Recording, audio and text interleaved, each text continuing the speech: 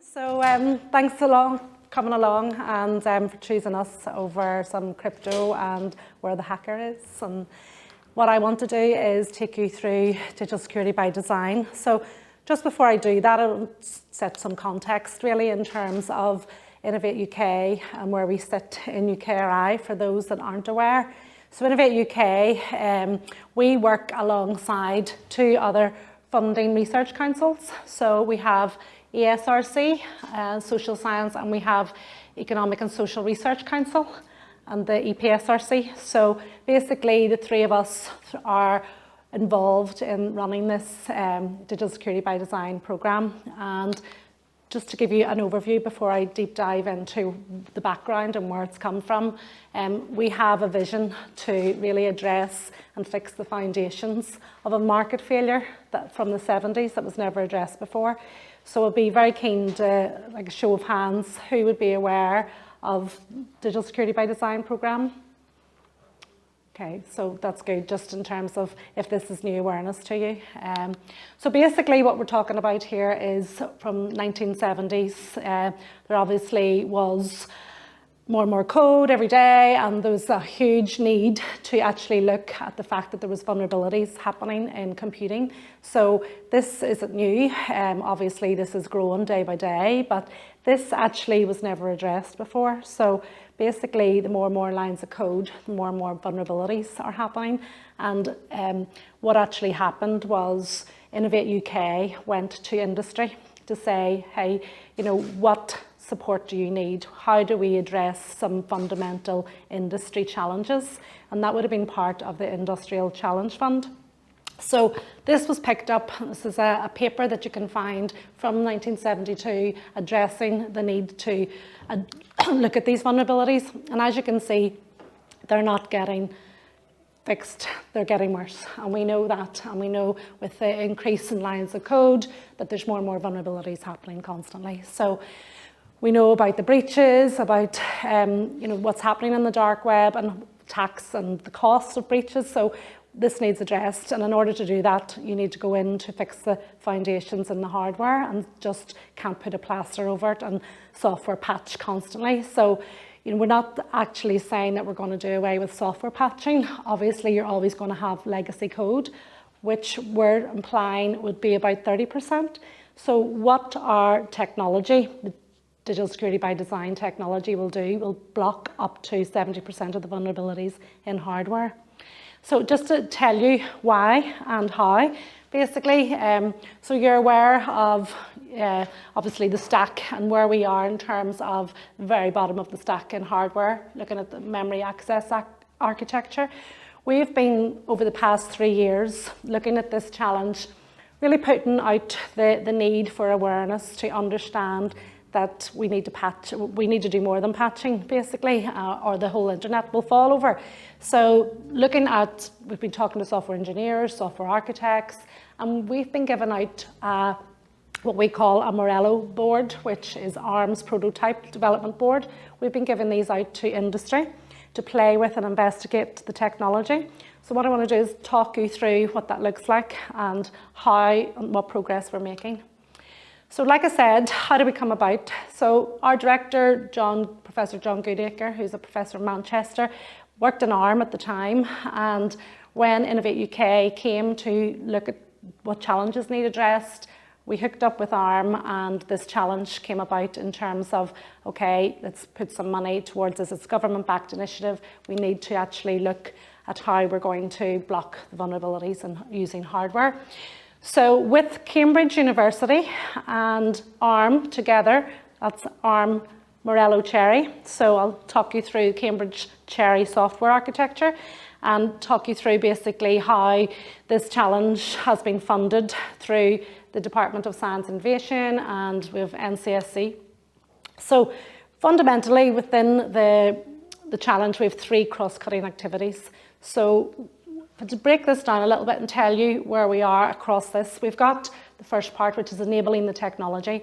So that's what we've been doing the past 3 years. We've had funding competitions supported by KTN, who've been able to recruit consortiums of academics up right throughout the UK who wanted to look at investigating this hardware, this security technology. So with the chip, which is known as the Morello ARM chip, in the board, we've been able to basically enable consortiums to investigate 4-year funded projects, and we've 9 of these funded by EPSRC, regularly reporting in on their findings, exploring kind of the productivity, the benefits, looking at performance, looking at what and how the impacts should be, using the Cherry architecture.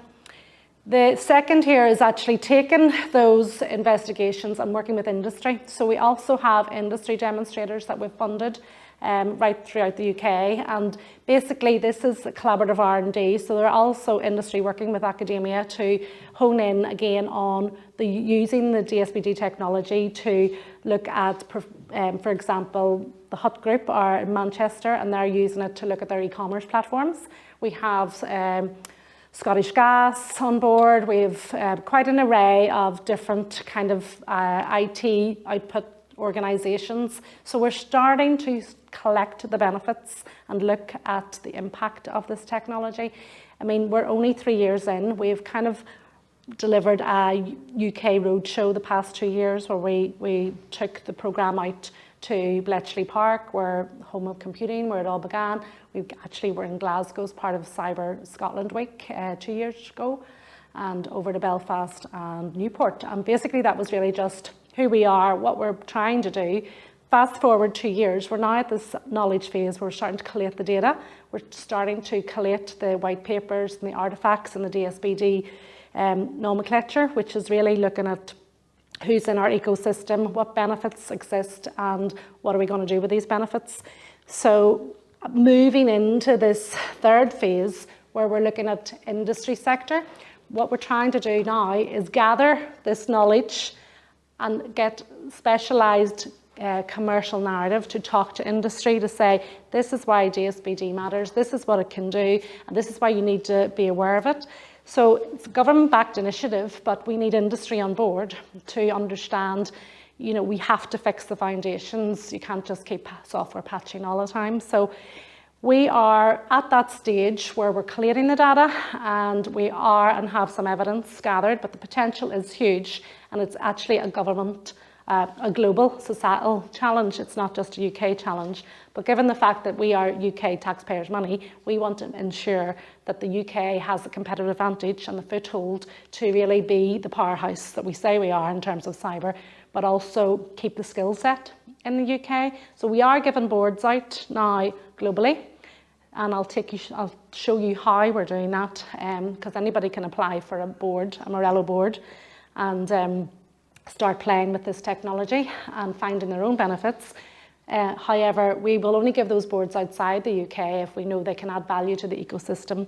And this is looking back at the supply chain. So we're now talking to manufacturers of devices and critical infrastructure, and we're actually going to go down that road of specialised sectors. So we already have e-commerce on board, and we have critical infrastructure through the likes of Scottish Gas, with MOD, etc. But now we're starting to look at telecoms, automotive resilience, and energy. So just to take you through basically what I'm talking about in terms of the Cambridge Cherry software, just out of curiosity, has anybody heard of Cherry? Okay, so the Cherry has many benefits, and Cambridge University in a consortium with Edinburgh and Lenaro have looked at what this software can actually enable, and it's really honed in on memory protection. So basically we're looking at 2 key features here, compartmentalization and memory protection. So we use an analogy really like a house, for example, where a burglar will break into the house. If they have the key or they've got into the house, they've got free rein, whereas compartmentalization will lock down those other doors and they can't get beyond that. So what Cherry enables you to do is look at that compartmentalization. So in order to get to the next room, you need to have enhanced trust and code to actually break through. So, I mean, I can take you through deeper referencing in terms of compartmentalization, but keeping this higher level just to walk you through kind of the main principles of the Cherry software. I mean, this is a 10-year program. There's an amount of 10-year research into Cherry, and I mean, the benefits are actually all available at the moment, the white papers and the artifacts and the blogs and in the ecosystem. So on our website, dsbd.tech, under the technical resources, you can find out more and more benefits, or more and more research that has happened in terms of the principles of Cherry. So we'd certainly be able to take you through that afterwards. What we have here is basically the funding mechanisms from the past 3 years. So as I said earlier, we've been working hand in hand with the KTN, and we've been running funding competitions to give funding to these actual academic consortiums or the business demonstrators. So we've given out, as you can see, over 200 million, and we've co-investment there from Google and other silent partners. Microsoft are on board and have over 1,000 of our Morello boards. So they're already investigating and are talking about the benefits of Cherry and Morello already. So we are, as I said, talking to our stakeholders in the ecosystem to try and extract that impact so we can now go to create the demand phase. So what we're trying to do now is really move into, okay, how do we sell this? So as I said before, we've talked to software engineers, the architects they're playing with, investigating the technology, but we also need to go to the C-suite. We need to be talking to the CTOs and the CEOs to be able to say, you need to be aware of this. You know, you've had your R&D team have been playing with this. You need to start taking this serious, because as you can see, if you don't fix the foundations, the internet and the increase of breaches and attacks, as we know, are just constantly growing. So what we're looking at here is that commercial narrative, that what does sell this, why do you want to get involved?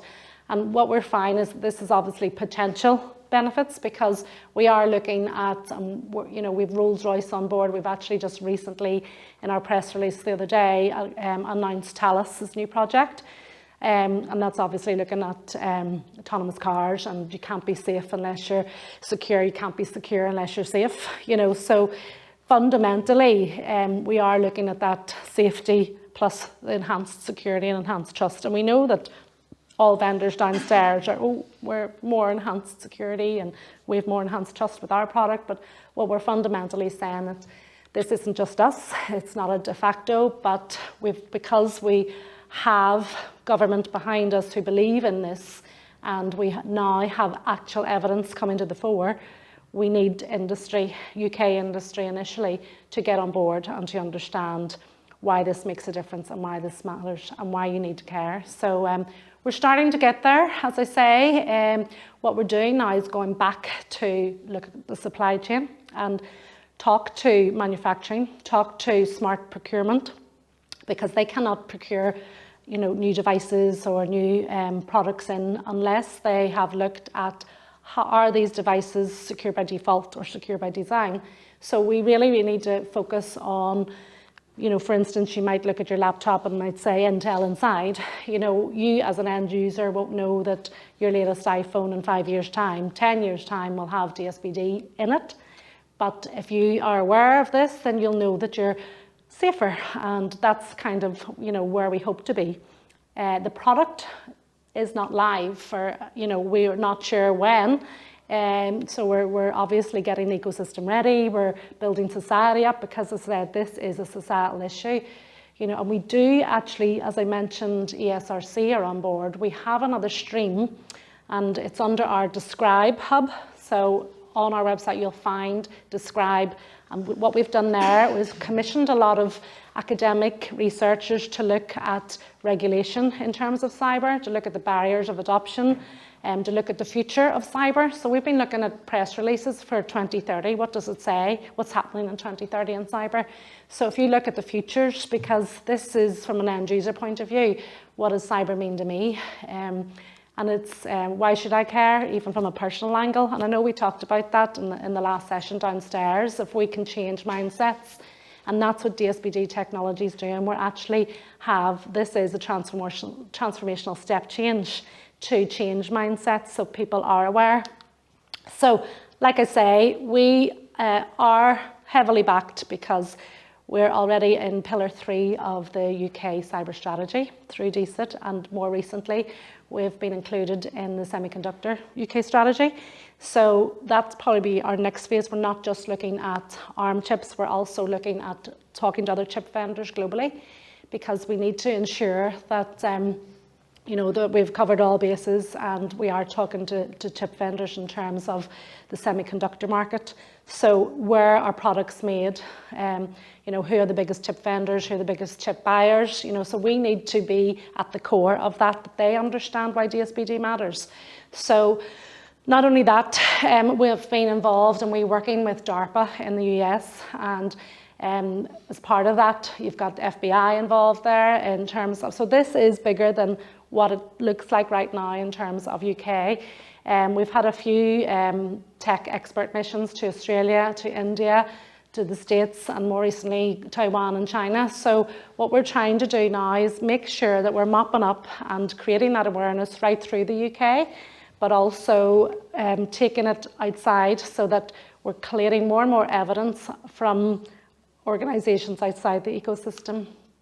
So this is actually slightly older, kind of snapshot really, because we've grown even more since this. And when we say et cetera, certainly from an industry point of view, we've got a lot more companies on board, and not just smaller SMEs from a UK perspective, but we do want the big boys on board to help us. So instead of us always knocking our own door, we need the likes of Microsoft and Google to be saying, yes, DSBD, take it. So we do have papers from Google. We do have papers and information from Microsoft who have done a micro development processor using the DSBD technology.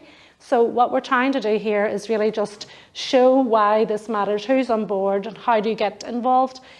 So after today, if you do anything, if you do go on and have a look at our dsbd.tech website, you'll see why this actually matters to government, to industry, and to academia, because obviously it matters in different arrays to them. But also we manage the Digital Catapult, are delivering a DSBD Technology Access Programme on our behalf.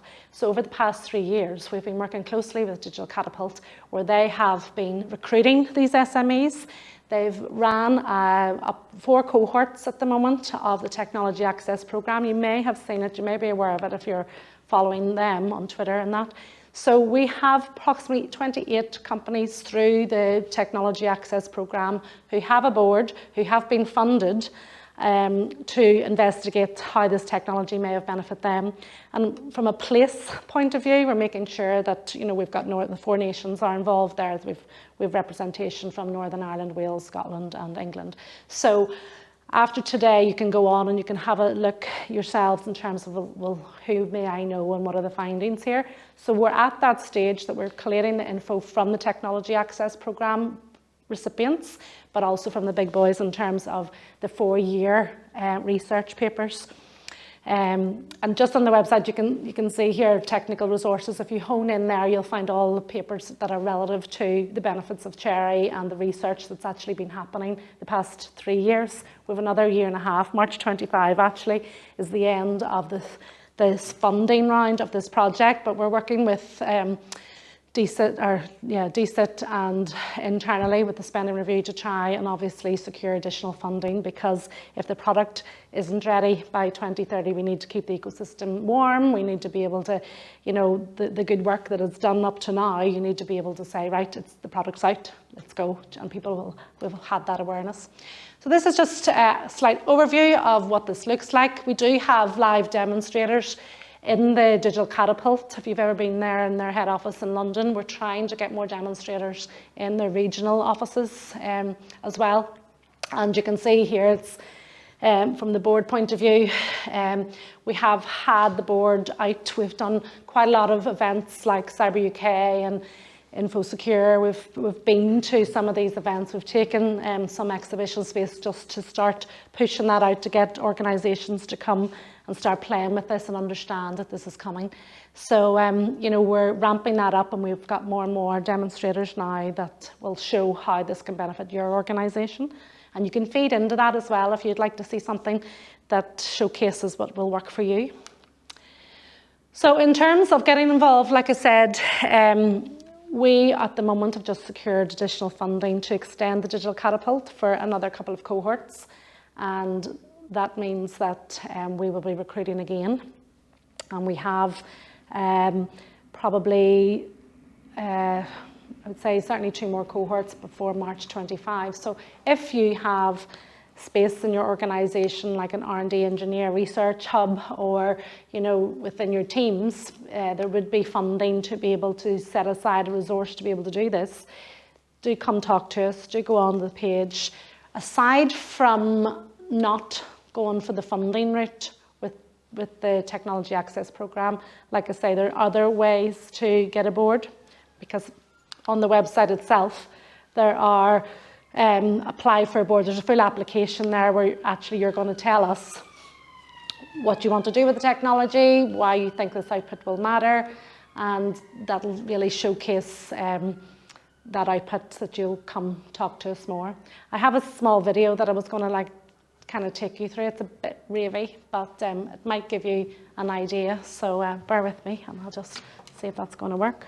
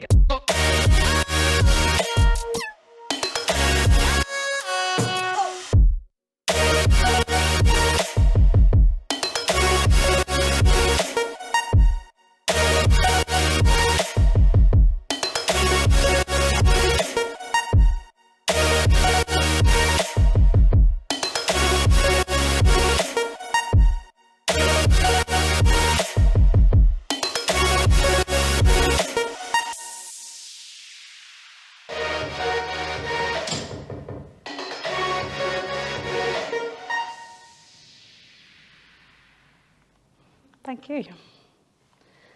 So really just gives you an idea of who's involved. Like you can see there, we have aviation. So we've talked about, in fact, we've got DSDL and MOD on board as well. So we are looking at the sectors that maybe we can make a difference quicker. NHS is talking to us from a medtech point of view, but you know, maybe that's going to take longer to embed, but that's why looking at e-commerce and telecoms, energy resilience and the automotive is certainly, hopefully, that we'll get those use cases quicker. And with those use cases, you know, we just help obviously grow the understanding and grow the collaboration for the ecosystem so that we can show that this really does make a difference, and we can, you know, certainly get these benefits across in terms of performance, capability and productivity. So it's going to save you money, it's going to save you time in terms of, you know, detecting breach issues or, you know, attacks. So ultimately, that's why this does matter today. So if there's anything that you want to ask us afterwards, I know I'm on a panel later on as well, but if you have any other questions today, thank you.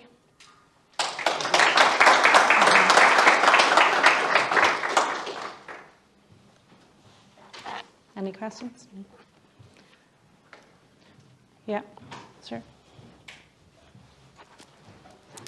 Yeah, it was just a quick one. I'm interested in just how much take-up there's been in the operational technology space. when I think of digital security by design, I instantly think of PLCs and companies like Siemens, and whether they're subscribed to this, ideology, if you like, or framework. I wonder if have you had much take up from the operational technology space? Surely, design or secure by design is not new, and secure by default is not new. So the principles exist, and they're aware of that. In terms of the understanding and awareness of the technology, I know that Siemens have been involved and have been talking to us. That's growing more and more because we do have huge growth from the academic consortiums who have been reaching out. So they are aware of Cherry, they're aware of the benefits or the potential benefits, we say. We want to go deeper there, obviously, with those organisations. So, but like I say, even from globally, the interest is there with the demand. Creating that demand will get us to that next stage. And we have those advocates starting to come on board. So, it's still early doors, as we say, but once we have those use cases and that commercial narrative from the findings that we're working on at the moment, and, hopefully this time next year, and we're back talking to you, we've gathered more. So this is, as I said, without the product actually being released as yet, we're just warming up.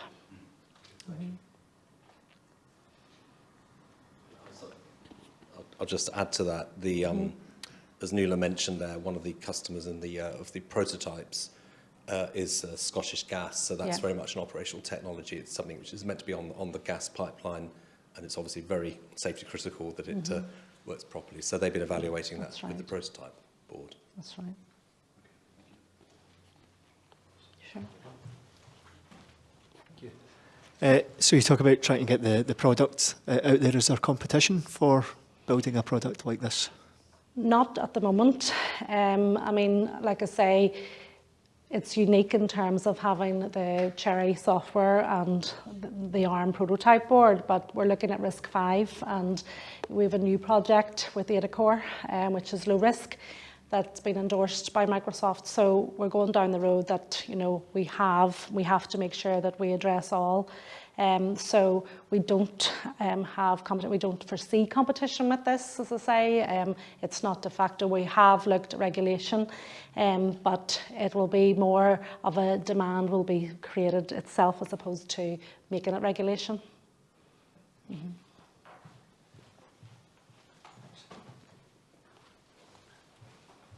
I think that's get on the move. So this is a really markety question. Yeah.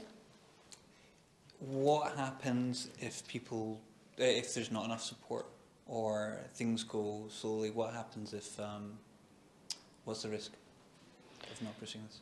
Well, obviously, UKRI's taxpayers' money, which is why, we have full compliance and audit trails in terms of where any of this funding is going, and we have to make a difference, and we want to showcase. So the outputs of the programme, if we can produce this research that we already are starting to get there, and we can prove these outputs and these capabilities and the productivity run times are quicker and there's more performance benefits, then we'll have done our job. As to whether the product comes to market will be based on the likes of ARM, will be based on the other chip vendors. So we, as UKRI, will have researched this, which was what the ask was, to go to industry, find out what the challenges are and see how we can work and address those challenges with industry.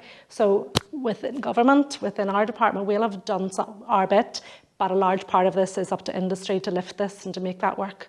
And that's why, we're knocking the door, the ecosystem now, we have over 1,000 people in our ecosystem, and we meet twice a year, usually in London or up. We can see traction, and we can see, and it goes without saying, why wouldn't you want to address vulnerabilities in hardware? It just has never been done before. But you can't just keep software patching and sticking a plaster over it. You have to, go back to fix the foundations, which is what this is about. I'm really happy you're doing this. Great. And that's what the Hut Group said.